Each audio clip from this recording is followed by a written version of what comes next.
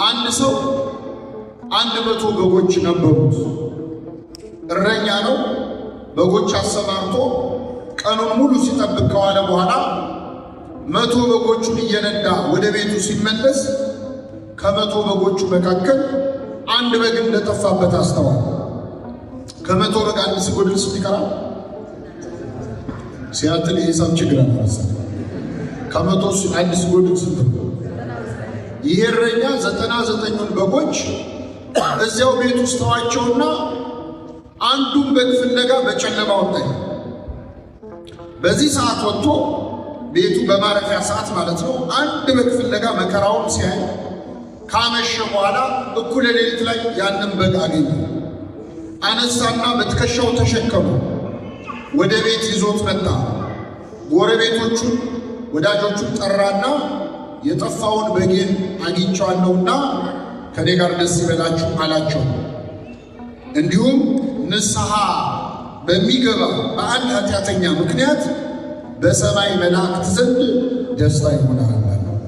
ይህ የመጀመሪያው ምሳሌ ነው። ክርስቶስ ሁለተኛ ምሳሌ ተናገረ። አንዲት ሴት ደግሞ 10 ድሪም ነበራት። ድሪም እንግዲህ ድርሃም የሚባለው በመካከለኛው ምስራቅ ሳንቲም ነው። አንዲት ሴት 10 ድሪም ነበራት። እሷም ከ10 ሳንቲሞች መሃል 1 ሳንቲም ጠፋባት። እንደ ባለበጉ አንድ ነው ብላ አልናቀችው። በመጀመሪያ ምን አደረገች? ቤቷን ጠረገች። ቤቷ ውስጥ በቂ ብርሃን የለም፣ መብራት አበራች። ከዛ ቆሻሻውን ጠረገች። ቆሻሻውን አንድ ቦታ ሰበሰበችና ያንን ሳንቲም እዛው ቤት ውስጥ ከቆሻሻው መሃል ፈልጋ አገኘች። እሷም እንደ ባለበጉ ጎረቤቶቿን ጠርታ የጠፋውን ሳንቲሜን አግኝቼዋለሁ ከኔ ጋር ደስ ይበላችሁ አለች። ስንተኛ ምሳሌ አላችሁ? ስንተኛ ምሳሌ? ሶስተኛ ምሳሌ ተናገረ ክርስቶስ የመጨረሻ። አንድ ባለጸጋ ሰው ደግሞ 2 ልጆች ነበሩት። ሀብት ንብረት የሞላው ብዙ የእርሻ መሬት ያለው ብዙ እንስሳት ያሉት በጣም ባለጸጋ ሰው ነበር እና ይህ ባለጸጋ 2 ወንድ ልጆች ብቻ ነው ያሉት።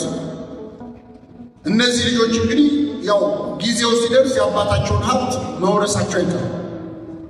ልጆች የአባታቸውን ሀብት የሚወርሱት ግን መቼ ነው? መልሱ። አባታቸው ምን ሲሆን?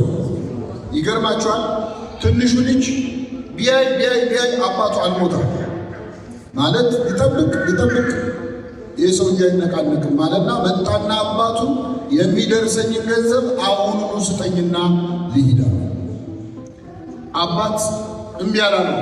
የሚደርሰውን ገንዘብ ከፈለና ሰጠው። ይህ ልጅ አባቱን ገንዘብ ይዞ ወደ ሩቅ ሀገር ሄደ። በአጭር ጊዜ ውስጥ የአባቱን ገንዘብ በትኖ ጨረሰው። ካገኘው ጋር በልቶ ካገኘው ጋር ጠጥቶ ሰክሮ እንደፈለገ ሆኖ በጣም በአጭር ጊዜ ያለፋበት ገንዘብ ስለሆነ በአጭር ጊዜ የአባቱን ገንዘብ ጨረሰ። ገንዘቡ አለቀ። ገንዘቡ ሲያልቅ ደግሞ ጓደኞቹ ማን ነው? ገንዘብ ሲኖረና ሳይኖረን እኩል አይደለም ጓደኞቻችን አይደል? ስለዚህ አብረውት የሚበሉት የሚጠጡ ጓደኞች ሁሉ በአንድ ጊዜ ተለዩት። በጣም ተቸገረ። ልክ የሚያሳዝነው ደግሞ ልክ እሱ ገንዘቡን ሲጨርስ እዛች ሀገር ላይ ከፍተኛ ረሃብ ተነሳ እና ሰው ቤት ተጠግቶ መኖር ጀመረ። ያስጠጋው ሰውዬ በነፃ አላኖረው። ምን አደረገ? ቀን ቀን አሳማዎች አሉ፣ እነሱን ትጠብቃለህ፣ ማታ ማታ እኔ ጋር ትተኛለህ። ይህ ልጅ ተንደላቆ ተመችቶት ያደገ ልጅ ነው። ልባ የምን ጠባቂ ሆነ? አይሰማም። በግዕዝ አሳማ ማለት እሱ አሳማ ማለት አስቀያሚ ማለት የመጨረሻ ቆሻሻ የሆነ እንስሳ፣ የቆሻሻ መኪና እንደማለት ነው።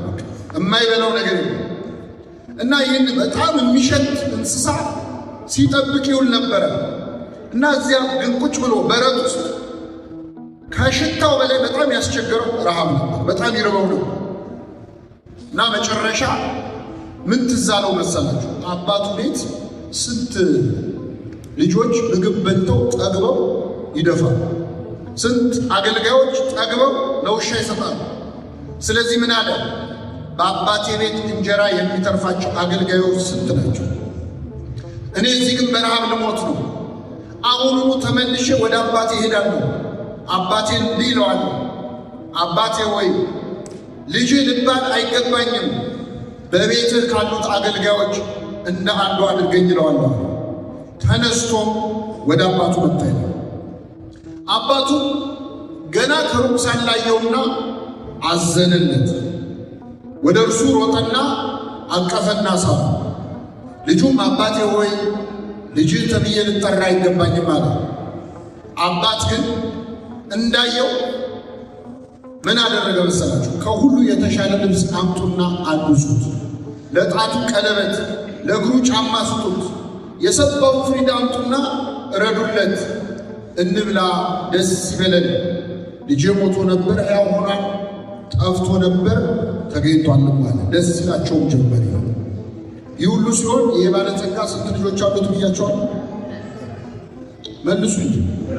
ሁለት። ታላቅ ወንድሙ እርሻ ሲያርሱ በዚህ ሰዓት በማታ ወደ ቤት መጣ። ሲመጣ ቤቱ እልልታ በእልልታ ሆኗል። ምንድን ነው ብሎ ሲጠይቅ አይ ወንድም መጥቶ አባት በደህና ስላገኘው ፍሪዳ አርጎለት ነው።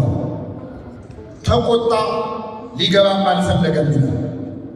አባቱ ወጥቶ ለመነው፣ እባክህን ግባ ነው። ልጁ ግን ምን አለ? እኔ እስከ ዛሬ እንደ ባሪያ ተገዛሁልህ፣ ካዘዝከኝ ውስጥ አንድም ያልፈጸምኩት ነገር የለም። ነገር ግን ለእኔና ለወንድሞቼ ለጓደኞቼ ብሉ ብለህ ፍየል እንኳን አርደህልን አታውቅም። ዛሬ ግን ይሄ ልጅ ገንዘብህን ከጋለሞቶች ጋር በልቶ ሲመጣ የሰባውን ፍሪዳ አረድክበታል። አባት ግን መለሰ ይላል፣ ልጄ ወይ አንተ እስከ ዛሬ ከእኔ ጋር ነበር፣ የእኔ የሆነ ሁሉ ያንተ ነው። ነገር ግን ይህ ወንድምህ ሞቶ ነበር ሕያው ስለሆነ፣ ጠፍቶ ነበር ስለተገኘ ደስ ሊለን ሐሴትም ልናደርግ ይገባናል አለው ይላል። ስለ ቃሉ አምላካችን ስም የተመሰገነ ይሁን። ስንት ምሳሌ ነገርኳችሁ። መጀመሪያ የጠፋው ምንድን ነው? ጅብ ነው። ምንድን ነው መጀመሪያ የጠፋው? ሁለተኛው ሳንቲሙ ላይ ሞቅ አደረጋችሁት። ሶስተኛው ልጅ ነው። እንግዲህ የሉቃስ ወንጌል ምዕራፍ 15 አሁን ያነበብኩላችሁ መድኃኒታችን ኢየሱስ ክርስቶስ ምድር ላይ ሲያስተምር ከተናገራቸው ምሳሌዎች ሁሉ እጅግ ወርቃማው ምሳሌ ነው የሚባል። ከዚህ የአማረ ታሪክም አልተናገረም ጌታ። አክሊለ አምሳላት፣ የምሳሌዎች ሁሉ አክሊል ነው የሚባል። ይህ ምዕራፍ እያንዳንዱ ብንተነትነው ያላነሳው ጉዳይ የለም። ምስጢረ ሥላሴ አለው፣ ምስጢረ ሥጋዌ አለው፣ ምስጢረ ጥምቀት አለው፣ ቁርባን አለው፣ ትንሣኤ ሙታን አለው። በዚህ ምዕራፍ ውስጥ እግዚአብሔር ያላስቀመጠው ቁም ነገር የለም። እንደውም አንዱ ሊቅ ምን አሉ? መጽሐፍ ቅዱስ ቢጠፋና ይሄ አሁን ያነበብነው ምዕራፍ ብቻ ቢገኝ ይህን ምዕራፍ ይዞ መጽሐፍ ቅዱስን ድጋሚ መጻፍ ይቻላል። ውስጡ በጣም ብዙ ነገር አለ። ምስጢረ ሥላሴ ብትሉ መጀመሪያ ላይ እግዚአብሔር ወልድን እረኛ ሆኖ እናገኛለን። ሁለተኛ ላይ መንፈስ ቅዱስን እናት ሆኖ እናገኘዋለን። ሶስተኛው ላይ እግዚአብሔር አብን አባት ሆኖ እናገኘዋለን። አብ፣ ወልድ፣ መንፈስ ቅዱስን በሶስቱ ታሪክ ውስጥ እናገኛቸው። ምስጢረ ሥጋዌ ብትሉ የጠፋ በግ አዳምን የፈለገው ክርስቶስ ነው። ምስጢረ ቁርባን ብትሉ የሰባውን ፍሪዳ አምጡና ረዱለት ሲል ታገኛለን። ምስጢረ ትንሣኤ ሙታን ብትሉ ልጄ ሞቶ ነበር ሕያው ሆኗል፣ ጠፍቶ ነበር ተገኝቷል። እያንዳንዱን ብንማረው እውነት ነው የምነግራችሁ እዚሁ ማደራችን። እኔ ግን እንደው በጣም ባጭሩ አንድ ክርስቲያን እንዴት ከአምላኩ ከእግዚአብሔር ተለይቶ ይጠፋል የሚለውን በዚህ ምዕራፍ ውስጥ እንማራለን። እግዚአብሔር በቸርነቱ እንዲያስተምረን ቅዱስ ፈቃዱ ይሁን። መጀመሪያ የጠፋው እንስሳ ነው። ሁለተኛ የጠፋው ዕቃ ነው። ሶስተኛ የጠፋው ሰው ነው። ሰው በኃጢአት ምክንያት ከአምላኩ ተለይቶ ሊጠፋ ይችላል አይችልም? ይችላል። አንዳንዴ ደግሞ ሰው ከሰውነት ክብርም ወርዶ እንደ እንስሳ ሊሆን ይችላል። አንዳንዴ ደግሞ ሰው ከእንስሳ ወርዶ እንደ ዕቃ ሊሆን ይችላል። እንደ ሰው ብንጠፋ፣ እንደ ዕቃ ብንሆን፣ እንደ እንስሳ ብንሆን ማን ይፈልገናል? እግዚአብሔር። ፈላጊው እግዚአብሔር ነው። ተመልከቱ። የመጀመሪያው ላይ እግዚአብሔር እረኛ ነው። ሁለተኛው ላይ እግዚአብሔር እናት ነው። ሶስተኛው ላይ እግዚአብሔር አባት ነው። የሁላችን አባት ማለት ነው እግዚአብሔር። እናታችንም እሱ ነው። ቅዱስ ያሬድ ኢትዮጵያዊ ሊቅ አንተ አቡነ ወአንተ እምነ፣ አንተ አባታችን ነህ አንተም እናታችን ነህ ይላል። እግዚአብሔር እናት ነው፣ እግዚአብሔር አባት ነው። አለቃ ኪዳነ ወልድ ክፍሌ የሚባሉ ሊቅ አሉ በቤተክርስቲያናችንና መዝገበ ቃላት አላቸው። በጣም ትልቅ ዲክሽነሪ መጽሐፍ። እዛ መጽሐፍ ላይ እሳቸው እግዚአብሔር እናት አባት ብቻ አይደለም አያታችንም እሱ ነው ይላሉ። ምናችን? አያታችን። ምክንያቱም እግዚአብሔር በመጽሐፍ ቅዱስ ራሱ በዶሮ በወፍ እየመሰለ ይናገራል። ዶሮ ጫጩቶቿን ከቅፎቿ በታች እንደምትሰበስብ እኔ እናንተን ልሰበስባችሁ እወዳለሁ ይላል። ራሱን በዶሮ እኛን በጫጩት መስሎ ማለት ነው። ከኔ ጋር ናችሁ? እስቲ ልጠይቃችሁ፣ ዶሮ ለጫጩት እናት ናት ወይስ አያት ናት? ሲያትል ዶሮ የለም ማለት ነው። ለነገሩ ከሱፐር ማርኬት እየገዛችሁ ተረሳስታችኋል። ዶሮ ለጫጩት እናት ናት ወይስ አያት ናት? አያት ናት። እናቷ ማለት እንቁላል ጋብቱኝ አደራችሁ። ስለዚህ እናትም ነች አያትም ነች። ከዶሮ ምን ይገኛል? እንቁላል። ከእንቁላሉ ምን ይገኛል? ጫጩት ይገኛል። እግዚአብሔር እንደ እንቁላል መሬትን ፈጠረ፣ ከመሬት ከአፈር ደግሞ ሰውን ፈጠረ። ስለዚህ እግዚአብሔር እናት አባት ብቻ ሳይሆን አያታችን እሱ ነው። ግን እግዚአብሔር እናት አባት ብቻ አይደለም፣ በእውነት እረኛም ጭምር ነው። የመጀመሪያው ታሪክ ላይ እግዚአብሔር እረኛው ነው የምታገኙት። እግዚአብሔር እረኛዬ ነው የሚያሳጣኝ የለም እንዳለ ዳዊት፣ የሁላችን እረኛ እግዚአብሔር ነው። ይህ እረኛ 100 በጎች ነበሩት የተባሉት ሰውና መላእክት ናቸው። መላእክት በቁጥር ብዙ ናቸው፣ በነገድ ግን 99 ናቸው። ስለዚህ 99ኙ ነገደ መላእክት ናቸው። አንዱ የጠፋው በግ የተባለው ደቂቀ አዳም እኛ የሰው ልጆች። ይህ እረኛ ከ99ኙ በጎቹ መካከል አንድ በግ ጠፋበት። እስኪያገኘው ድረስ ፈለገው። ባገኘው ጊዜ አነሳና በትከሻው ተሸከመው ይላል። አባቶቻችን ተአምረ ማርያም ሲያነቡ ሰምታችሁ ከሆነ ምን ይላል? የጠፋ በግ አዳምን የፈለገው ባገኘው ጊዜ የተሸከመውን ቸሩን እረኛችን ክርስቶስን የወለድሽልን ወይ ምን ይበልሽ? የጠፋው በግ ማን ነው? አዳም ነው። ያገኘው እረኛ ማን ነው?